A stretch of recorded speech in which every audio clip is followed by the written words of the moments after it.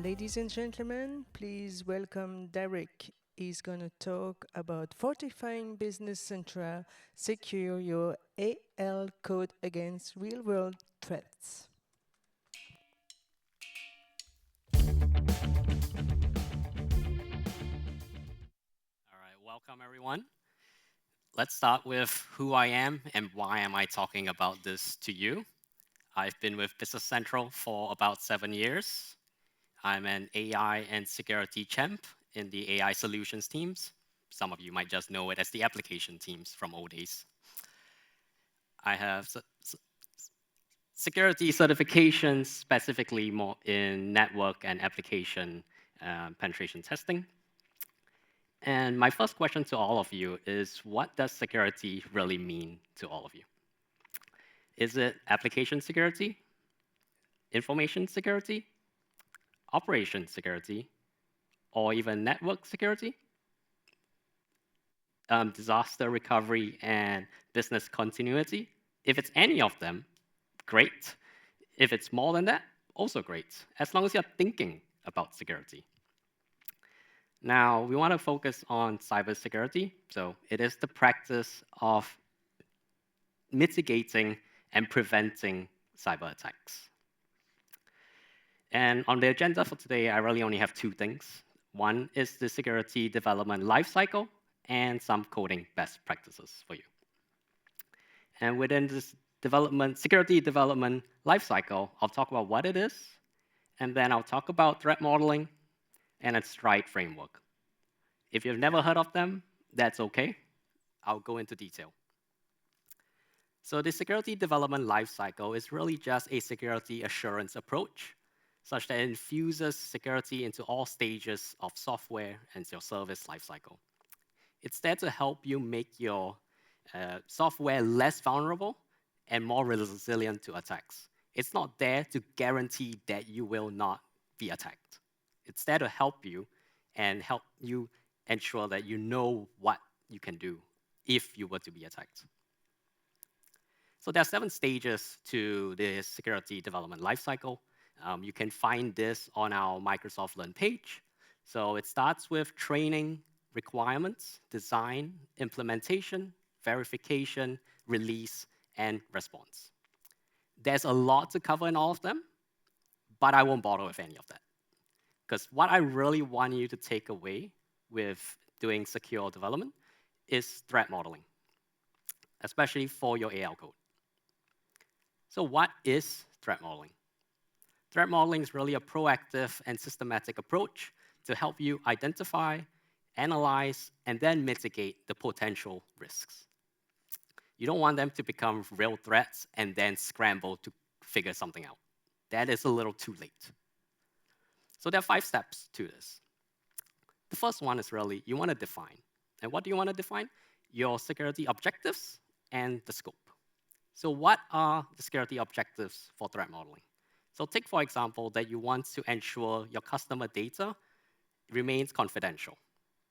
Or it could be preventing unauthorized access to an admin feature. Regarding scope, you want to determine what is in scope for this threat model and what is not in scope when you're performing the review. So what can be in scope, for example, would be maybe you're accessing an external service, or your feature internally is doing something to another part of the system. Those are the things that could be in scope for your review. And what could be out of scope? Things that are, say, an external service. You may own that as well, but that should have its own threat model and security review. Now, the next step is to diagram. You want to diagram your system architecture into using a data flow diagram so that you know how your processes are moving data and also what are they really doing. Moving on from there, you want to then identify your threats. You can use the STRIDE framework, which I will go through, and use that to help you identify what could potential threats be against your system. Once you've identified those threats, you can then start to mitigate, to figure out how you're actually going to mitigate these threats. Not all threats must be mitigated. You could say there is this risk, and I'm willing to take this risk. But at least you know about it already. And then you validate your mitigations. Are they good enough, and do they actually work? And it's a cycle. The moment you change something, you should do your threat model, update it, and then go through the cycle again. So here's an example of a threat modeling data flow diagram. I will come back to this after I go through the Stride framework, so that we will run through, as an example, what this really is and how you can apply the Stride framework to your own diagrams. And doing this diagram, you don't have to use our tool. So I use the Microsoft threat modeling tool. You can do this on a napkin. You can do this on a notebook, a whiteboard. It doesn't really matter the medium. The main thing is that you actually do it. So you can only know how your system is actually working. So the Stride framework is a threat modeling framework to help you identify and then categorize potential security threats. There are 6 steps to it: the spoofing, tampering, non-repudiation, information disclosure, denial of service, and escalation of privilege. Now I'll go through each one of those and give an example. Spoofing is when someone impersonates another user or system to gain unauthorized access. So an example of this would be invoking an unauthenticated Azure function. And somehow you're actually able to spoof who you're authenticating as, or in this case, just the user identification, right? Because there's no authentication. So let's take a very simple URI that I have of an Azure function. In this case, I know it's a get method, but this can also be a post method. So it takes in both a tenant ID and a user ID. And the user ID here, I have 1502, and that's the one I'm actually supplying. What if a user is actually able to control that? They could now say I'm 82 or 8424, and this other user instead. So what that can look like in BC. So I have a very simple function. This just calls out to my external service. But the one thing I want you to take a note of is that why am I passing in a tenant ID and user ID? There is no reason that I should need to pass it into this function. From this function itself, I should be able to just get that from our AL code. Tenant ID and user ID, you don't need to pass this. You're opening up a hole such that someone else can put in some malicious ID. They could be getting a tenant ID for someone else. So something to think about. Tampering, unauthorized modification of data or system components. Take, for example, an attacker has tampered with the data right before it's actually used. And then that leads to potentially incorrect or even malicious outcomes. So very simple example here. I'm just posting some document. But right before I actually do the posting, I have an event on before post sales document. And within this event, I'm not just passing the information to whoever wants to subscribe to this, but I'm actually letting them modify this. And is there any reason I should let someone modify this before the document is posted? I've called this function very specifically to post it. Non-repudiation. Performing actions that cannot be traced back to the perpetrator. And that undermines your accountability. So take, for example, if you're building an extension. Now, a user deletes a critical financial record from that extension. And they say that, no, it wasn't me. Without some sort of audit trail, say change log, monitor sensitive fields, telemetry, how are you going to prove that user A did or did not do that action? Now, I want to note that if the more you use changelog and monitor sensitive fields, I mean, there is performance, there's also, say, space where it grows. But I do want to mention that one should always put priority on security, because if you don't have those logs, you will never be able to prove or disprove something happened because of this user. Information disclosure. Now, this is the unauthorized exposure of confidential information. So take, for example, a page containing some sort of sensitive information, but then lacks access controls, such that all users can see it. Another simple example also would be, say, you had a public procedure that allows a user to access sensitive information. But going to the page example, hopefully you can see it well. Yeah. And so I have inherent entitlements, inherent permissions. I forgot, I left it there because I was testing and then I shipped it to my customer. But maybe not so bad. Maybe they should have access to this. Then next I look at it. Okay, I actually have a username on this page. Not, maybe still not so bad, right? No password yet. And then I see, oh, password is there too. It is just text. There is no extended data type. It's not masked. Anyone who goes to this page can now see the username and password.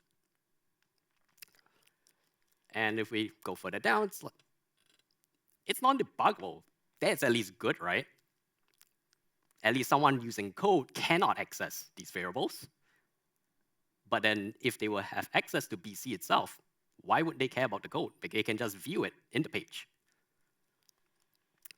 Now, I've cleaned it up a little bit. I removed those inherent entitlements and permissions. And then I've at least added the extended data type. So one thing here with information disclosure is to always practice the principle of least privilege. Only give the necessary amount of permissions to a user that they need to do their job. Denial of service. Disrupting service availability to legitimate users. An example would be you're polling an external service, and eventually it triggers rate limits. And then some other user is trying to work with that service in the same environment, perhaps, or even from a different environment, entirely separate tenant, and they can't work either. It could also be potentially from deadlocks caused by tables. You can do this to yourself. It's not necessarily that someone else is actually causing a denial of service to you. So very kind of simple example. I know you might be looking at this and saying, wow, true, no one writes this kind of code. And that's fine. But if you replace it with a repeat until, now, if you have a large enough find set that you have done just before that, it's almost no different when you're locking the table. And the last one from the stride model is that the elevation of privilege. Now, being able to gain an unauthorized access to some sort of higher level permissions. The example here would be a privileged procedure. Now, you might put, say, inherent permissions on this procedure, and then that is mistakenly exposed as a public action, right, on a page. And once again, I mean, this could be because you were testing. Makes it easy. It's a page action. This allows anyone to then escalate the permission by doing that action, depending on what it does, of course. So just a short recap on the 6 parts of the stride framework. Spoofing, impersonating another user or system to gain unauthorized access. Tampering, unauthorized modification of data or system components. Non-repudiation, performing actions that cannot be traced back. Information disclosure, unauthorized exposure of confidential information. Denial of service, disrupting service availability to legitimate users. And elevation of privilege, gaining unauthorized access to higher level permissions. So just before I go back to the threat model I had shown you, let's just set the scenario. Let me just describe what that really shows. So it's an extension that I've built. It's the Contoso company. Now, it can do X, Y, and Z, and additionally, it can load some sort of tenant license from this external service. And then this, yeah, so the tenant license service actually comes from this external service. So sounds simple enough, right? I'm really going to focus on that tenant license part of it. Now we need to define our security objectives and our scope. So one of it is we want to ensure confidentiality of the tenant license information. We don't want someone else to have access to only yours. We want to ensure the integrity of the license data. We don't want that the data that is pulled is suddenly tampered with, and then they're able to, say, escalate themselves or even get something that it should not be getting. You want to have some sort of authentication, authorization, such that it's only valid tenants and extensions being able to load that data and even store that data. And lastly, we want to also ensure the availability of the licensing service, that we are not the ones causing a DOS attack against that service, because it may cause us to break. Now, what's our scope? What's in scope for this? So take, for example, handling of the licensing data, communications with this external API, authentication mechanisms, how we authenticating, username, password, OAuth tokens, API keys, certificates, how we storing and also caching the license information within Business Central. Now, what is out of scope? What do we not care about when we do this review? And this will change depending on what focus you want. So in this case, we're saying that external service, yes, we own it, but we are not going to be doing that review in this one. Business level, Business Central platform level security, that should be handled by Microsoft. And other unrelated extensions. I may have 10 other extensions, but they're not related. At least they're out of scope this time around. So now coming back to the threat model itself. So I've kind of placed right at the top saying, all right, this is what the extension can do. And the last one being it can connect to the tenant license service to get the information. And I have just a small description of that service and also how we are authenticating to it. In this case, basic authentication. I want to just point out these kind of dash lines, this boundary box, and it says Azure up there. And what this one really is saying that everything within this boundary box, we trust. So within the Azure boundary box, Azure trusts all of this. Business Central, we have Business Central, we have the PTE. And then externally, we have my Contoso external service that is separate on its own. So now we start. I need to put in my credentials so that eventually the tenant can load up the tenant information for this environment. So let's add username, password, credential to the system. Say maybe it's on a page, and now it goes through our PTE, and then it eventually gets saved into the database. Great. Now that's saved. Now I'm actually using the page, so I go to my, say, the Y page. Now this Y page needs to first validate, hey, do I have access to this? Have I loaded in my license? I have not, so I need to go do that. So first things we do is actually load in the credentials that we have, and then we make the call out to the service. We authenticate with those credentials, and we get that. Now that's being returned to us, and we save that into our database once again. I'm sure this is not too unfamiliar to all of you building some sort of service or feature.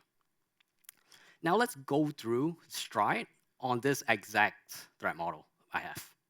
So the first one I want to go through is spoofing, right? So impersonating another user or system to gain unauthorized access. So the first one I would want to look at, is it possible for me to, when I'm making the call out, what if I had no credentials? Is it possible for me to actually have access to that? Something to think about. What about tampering? Is it possible for me to have changed the information before it's sent to the licensing service? Take, for example, hey, I want to grab the information for tenant B instead of my tenant A? Is it possible? And then when the license information comes back, is it possible for me to actually tamper with that? And this comes to, say, let me take the example of Business Central's licenses, right? We have Essentials, we have Premium. Now when I pull this in, is it possible for me to actually go modify the information such that I bring myself up? That will kind of be related to the elevation of privilege, but the thought is there. Non-repudiation.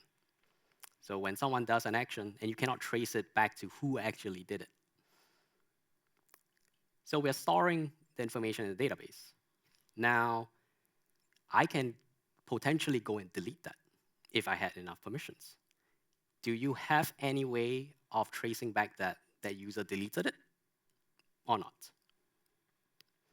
And now this is, of course, credentials. Maybe it's not so bad, but if it was the financial records, it becomes more serious. Another one, the license information. Maybe it's similar. I could potentially delete, change. Can you actually figure that out? Information disclosure, unauthorized exposure of confidential information. The username and password saving in the database. Is it on the page? The page example I have shown you. Is it possible that a user goes into the system, the URL, base URL, slash question mark, table equals table ID? Can they do that and load up the username password and just view it in plain text? DOS, denial of service. Can you disrupt the service availability to legitimate users? In this case, could a user in your tenant cause a DOS attack to the external service such that other users cannot use the service? And this is all coming from my PCE here, basically.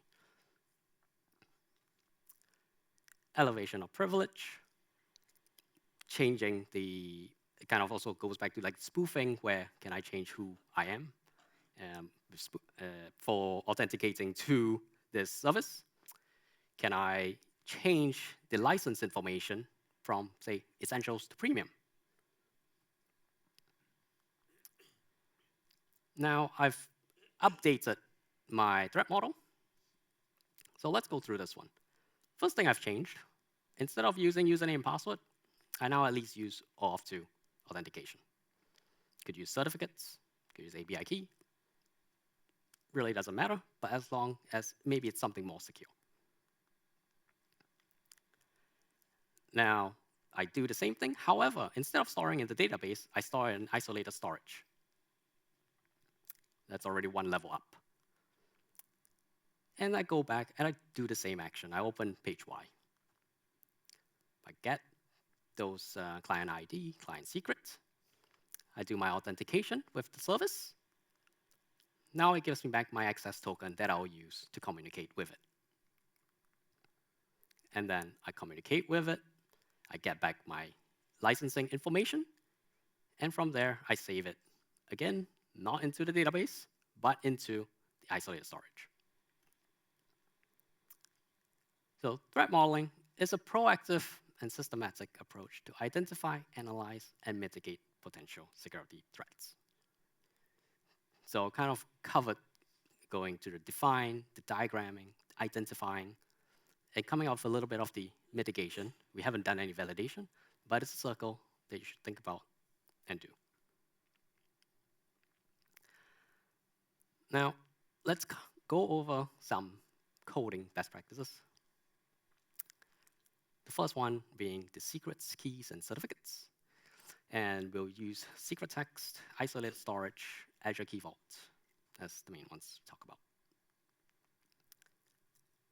I hope none of you do this, that you don't hard code anything as literal string, labels, or resources. Why? Because you might do that for your testing. But if you have some sort of, say, a source repository, Git, for example, now there's a history. That is going to be there until you purge it. Will you remember? Very unlikely. And why do I say this? within Microsoft itself, within Business Central, we have had our own red team engagements, and we have found credentials that were valid for many years. And that has made us improve our security to stop that kind of stuff, to improve our static analysis such that even if we wanted to put in fake credentials, we're not allowed. It flags, and it prevents us from even checking in. So, secret text. Recommendation is to employ secret text to handle any sensitive information. API keys, passwords, tokens, can be more than that. This just at least ensures that the data remains hidden during debugging sessions. So use it if you're moving any credentials from, say, the storage, isolated storage, perhaps, or even Key Vault, when you're using some sort of API. And this APIs could be HTTP client, and the JSON object, crypto, OAuth2, control add-ins. So I have on the left side, there is just the authorization using a secret text value for the bearer token. With JSONs, it was recently added, where you can actually write out the JSON object into a secret text and basically injecting your secret text into the JSON object as well. And control add-ins now also accept secret text. However, do be mindful, if you do use secret text with control add-ins, that JavaScript still runs on the end user's machine. In their browser, they can still debug that. They will see that value. We cannot stop you, but that can happen. So isolate storage. Use it to store the sensitive information. One thing I want to bring up for isolated storage is the data scope. I hope all of you actually do use and set the data scope explicitly. Implicitly, the default is module. So irregardless of what you do, only that module can access that secret. You can make it more granular, but that is basically the widest it'll be. You cannot go from extension B and try to access extension A's isolated storage unless extension A has opened up its isolated storage to you. And what do I mean by that? Basically, they have a public function that calls isolated storage. Now, there are a few levels for the data scope. There's the module, the default. Then there's company. So only if you are in that specific company can you access that value. Or another one is, if I've saved this value, only I can actually retrieve this value, not any other user within that environment. And it's still always within that extension. And lastly is, if it's within that extension, also that company and that specific user. So that's the most fine-grained it can get to. So always use the appropriate data scope, depending on the data's accessibility. Be explicit about what data scope you use. Even if it's just module, which is the default, set module. One look at it and you know that is the scope. Set encrypted. Use it if you need to encrypt the data. However, there is a limitation, which is 215 characters. I know it's small, and I agree. I don't know of plans to update that. When you use isolated storage, use it in procedures that are internal or at least local. This is to prevent any unauthorized access to the isolated storage for that extension. Mark sensitive procedures with non-debuggable. So this one is more generic. This is not specifically just isolated storage, but anywhere that you have sensitive information, it's good practice to set non-debuggable. Secret text helps tremendously, but non-debuggable can help you just in case you forget, and then you just end up using text because it was easier in the first place, potentially. Azure Key Vault. Use it to, use it to store and access your secrets within your app source extensions. Key Vault is not available for extensions, so just your PTEs, but only available for app source. So you want to store your app-specific secrets there. I would not recommend storing secrets for your single environment or a specific tenant, but the app-specific secrets. You can use it to manage your secrets lifecycle more easily than isolated storage. Isolated storage, you do need to go back into that tenant, the environment, and then update it. While with Key Vault, you can set expiration dates for your secrets. It's a good practice because then they'll force you to actually rotate them. You can do automatic rotation for your certificates or keys with Key Vault. You should, as I mentioned, regularly review and rotate those secrets that you have. Setting the expiration date definitely helps. And how do you access the Key Vault? There's the App Key Vault secret provider, and using that can get you access to your Key Vault that you have specified in the app JSON and sets up all the stuff that you need. Permissions. Practice the principle of least privilege. Give users only what they need to do their job, not more than that. I certainly hope you don't give super to everyone just because it's easy. You don't have to think about it. Some other questions is, are you giving inherent entitlements and permissions to all your objects? Makes it very easy to develop, and I agree, but that's also very bad. It's very easy to forget that you did that. Are you implementing any entitlement files? If you don't, do you know the consequences of that? Are you implementing permission sets? If you're not, please talk to me because I would like to know how you're working in production. So entitlements. So entitlements define the maximum possible access a user can have. And in case I didn't say it, entitlements is basically license, right? So essentials, premium, they have license, entitlements, same thing. So extensions that do not specify any entitlement object give full access to that extension objects implicitly. What do I mean by that? If you had code unit, page, and a table, the code unit and page have direct execute permissions in their entitlements. And for the table, it has direct read, insert, modify, delete, and execute permissions. That is the default. It's maximum when you do not specify a single entitlement. But if you do specify a single entitlement, now if you say only specify it for essentials, and you don't specify for premium, premium has nothing. So do take note of that. Yes, and there's the entitlement file if you've never seen one before. Permissions. Grant users only the minimum they need.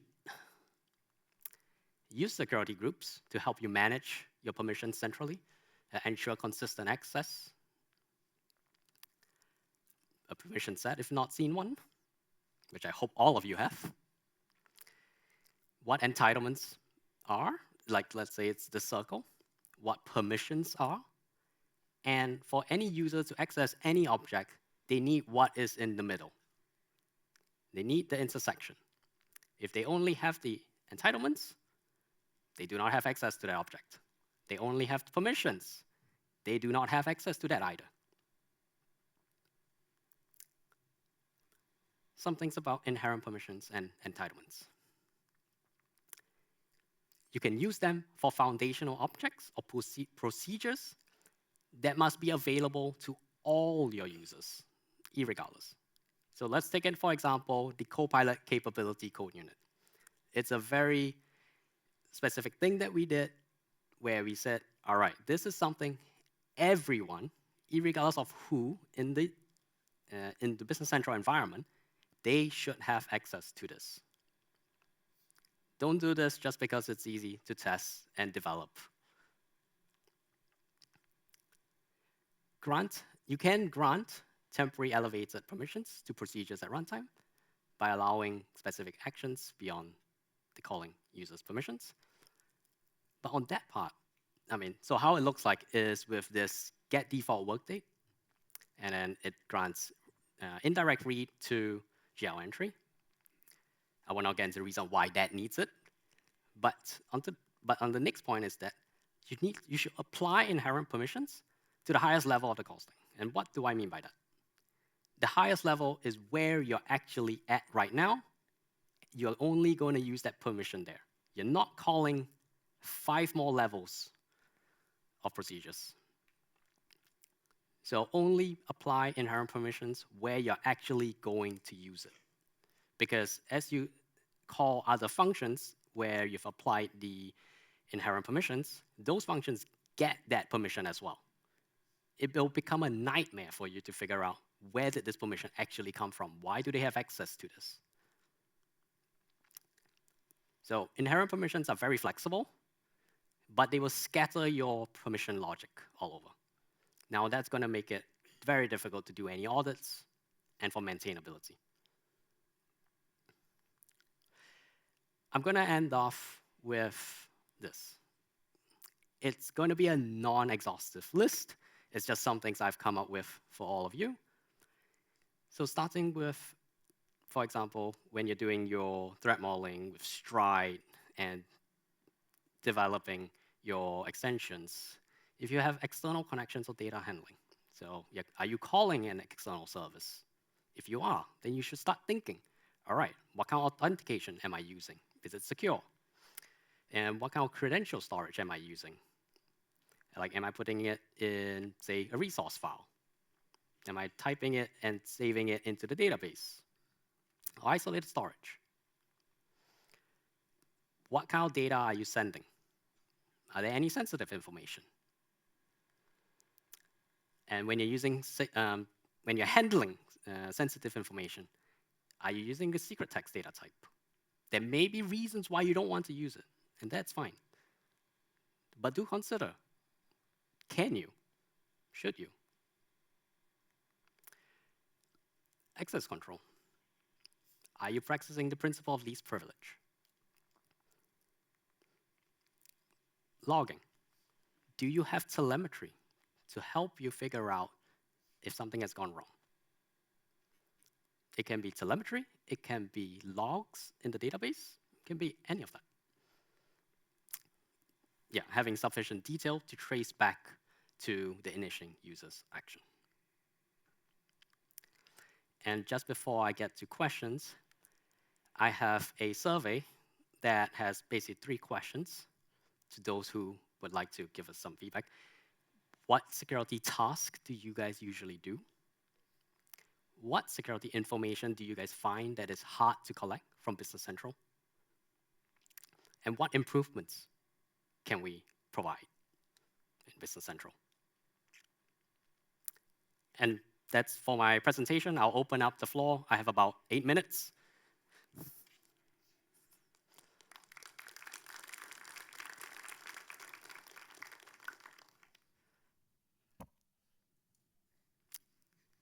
Everyone's an expert. In the event, if you have questions later on, you can still write in the Hoover app under my session. I will reply today, tomorrow. But otherwise, you can also contact me on LinkedIn, and then I'll reply messages there. Yep. There are now several e-documents connectors, I would call it.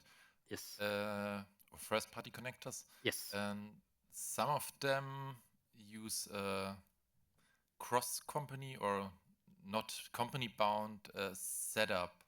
Is this good security or it's convenient? It's convenient. But how would you consider this? So I can't give specific information about that, not because I don't want to, but because I don't have the knowledge about that. I didn't do the security review on that one. So anything cross-company, you should inspect it closely. Do you really need it? Can you do it in another way, a more secure way?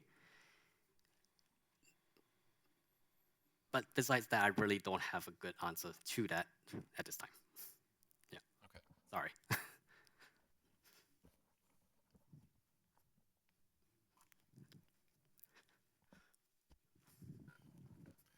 Hi, I have a question about the Business Central partner.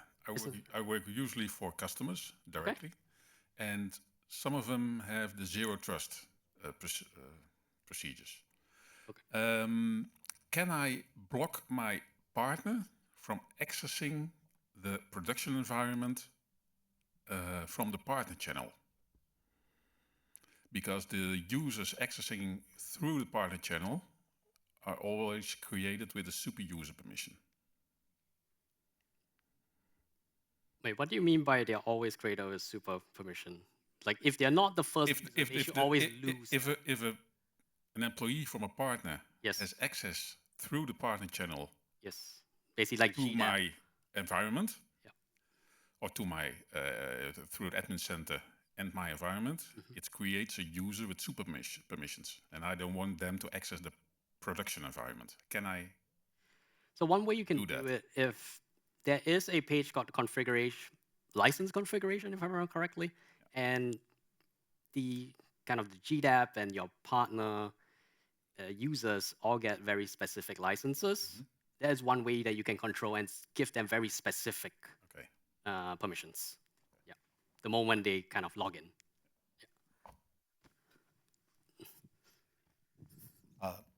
I'm a big fan of managed identity, and I noticed that there is not much features where I can actually do BC Central and use managed identity to connect, I don't know, to SQL database. Or, for example, if I'm calling REST API calls, it would be much easier to set up managed identity directly if it's against the same database rather than using OAuth 2. So are there any plans for managed identity or nothing? Totally agreed. I have spoken with my colleagues. I think you were at their session. No, I didn't. No, but someone else asked a very similar question. And as of right now, we don't have a way to provide it so that you can actually use managed identity from within Business Central to call, say, some Azure service. But we have plans to have a discussion to see how and if we can actually ensure that that is provided to you guys. Because I totally agree, it is more secure to use managed identity.